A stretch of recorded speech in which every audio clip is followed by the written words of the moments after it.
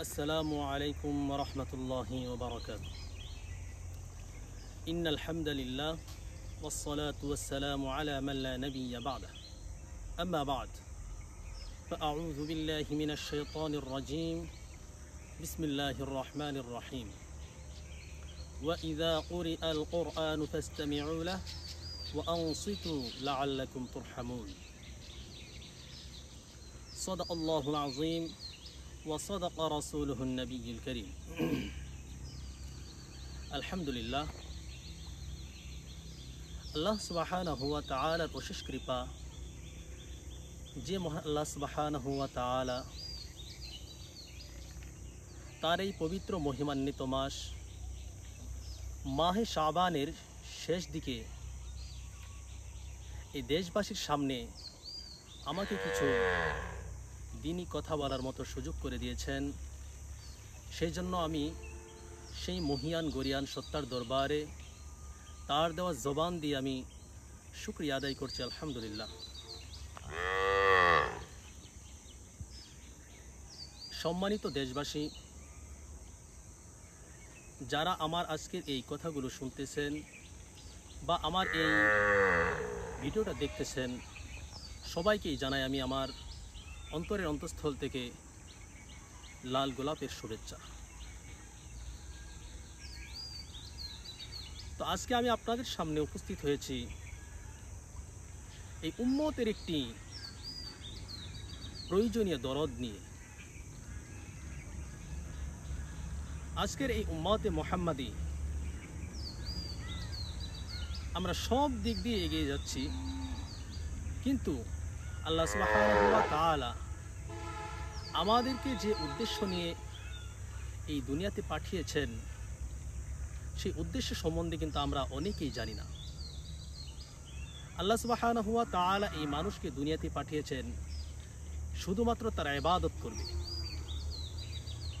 তার ইবাদত করবে। সেই ইবাদতের মাধ্যমে আল্লাহ সুবহানাহু ওয়া তাআলার ওয়াদাকৃত জান্নাত সেই ইবাদতের বদৌলতে সেটাকে আল্লাহ সুবহানাহু ওয়া তাআলার কাছ থেকে লুফে নেবে।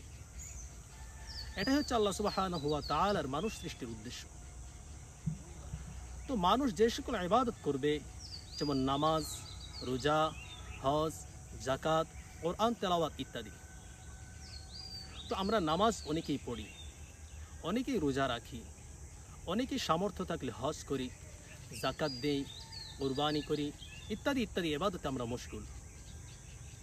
কিন্তু দুঃখজনক হলেও একটা বাস্তব সত্য একটা কথা, তা হলো আমরা মুসলমান ঘরে জন্ম, আমরা মুসলমানদের কালচার নিয়ে চলাফেরা করি, মাথায় টুপি আছে, পরনে পাঞ্জাবি আছে, মুখে লম্বা চড়া দাড়ি আছে, মা বোনেরাও পর্দা নিষিদ্ধে চলে।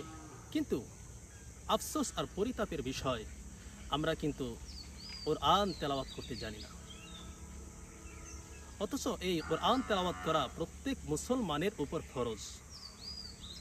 নবী করিম সাল্লাল্লাহু আলাইহি ওয়াসাল্লাম বলেছেন, এই কোরআন কাল কিয়ামতের ময়দানে কারোর জন্য জান্নাতে নেওয়ার দলিল হবে, আবার কারো বিপক্ষে জাহান্নামে নেওয়ার জন্য, তাকে জাহান্নামে দাখিল করবার জন্য সে প্রমাণ বহন করবে।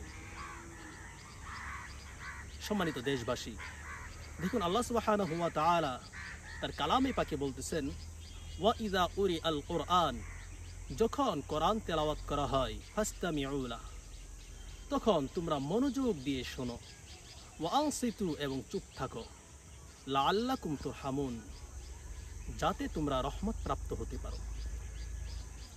অন্যদিকে নবী করিম সাল্লাল্লাহু আলাইহি ওয়াসাল্লামের বিখ্যাত সাহাবী হযরত আবু মুসা আশআরী রাদিয়াল্লাহু তাআলা আনহু, তার থেকে বর্ণিত, তিনি বলেন, নবী করিম সাল্লাল্লাহু আলাইহি ওয়াসাল্লাম বলেছেন, কোরআন পাঠকারী মুমিনের উদাহরণ হচ্ছে ঠিক কমলা লেবুর মতো, যা এক ধরনের ফল যার ঘ্রাণ আছে এবং তার সুন্দর এবং মজা স্বাদও আছে। আর যে কোরআন তেলাওয়াত করতে জানে না, সেই মুমিনের দৃষ্টান্ত হচ্ছে খেজুরের ন্যায়। খেজুর দেখতে সুন্দর কিন্তু তার ঘ্রাণ নাই, তবে তার মিষ্টতা অনেক বেশি। তো আমরা চাই প্রত্যেকটা মুমিন যেন সে কমলা লেবুর গুণে গুণান্বিত হতে পারে। খেজুরের গুণে গুণান্বিত যেন না হয়। তো আমি একটা বিষয় নিয়ে আজকে আপনাদের সামনে উপস্থিত হলাম, তা হচ্ছে আমি চাচ্ছি যেহেতু সামনে এক মহিমান্বিত পবিত্র রমজান আপনাদের আমাদের সামনে অপেক্ষমান, যেই মাসকে কেন্দ্র করে মুমিনের হাজার স্বপ্ন, হাজার ইবাদতের স্বপ্ন, মুমিনের ত্যাগ তিতিক্ষা ইচ্ছা সেই মাসে বাস্তবায়িত হবে।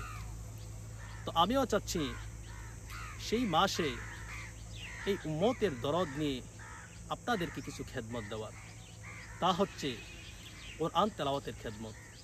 আমরা যারা কোরআন তেলাওয়াত করতে জানি, হয়তোবা আমাদের অশুদ্ধতা রয়েছে, কোন জায়গায় টান হবে, কোন জায়গায় গুন্না হবে, কোন জায়গায় সিফাতের দুর্বলতা আছে, কোন জায়গায় তাসবিদের দুর্বলতা আছে, সেগুলো আমরা ঠিকঠাক করতে পারবো যদি আপনারা এই তেলাওয়াতটা একটু মনোযোগ সহকারে শুনেন ইনশাআল্লাহ। তো আমি ইনশাআল্লাহ রমজানের প্রতিদিন কোনো না কোনো একটি সময় আমার সকল ব্যস্ততার মধ্য দিয়েই এই সব কিছু থেকে বের করে আপনাদের সামনে পেশ করবো ইনশাআল্লাহ। আমি চাই আপনারা এই তেলাওয়াতটা শুনবেন।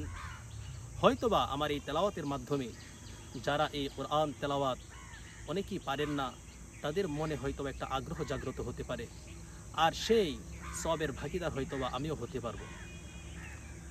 তো ইনশাআল্লাহ আমি একটা নতুন ফেস করতে চাচ্ছি, সেখানে দিনই কিছু বিষয় থাকবে, কোরআন তেলাওয়াত থাকবে, মাসলা মাসাইল থাকবে, দিনের প্রয়োজনীয় কথাবার্তা থাকবে, কোরআন তেলাওয়াত কীভাবে শুদ্ধ করা যায়, নামাজকে কীভাবে সঠিকভাবে আদায় করা যায়, নামাজের গুরুত্বপূর্ণ মাসলা মাসাইল এখানে থাকবে।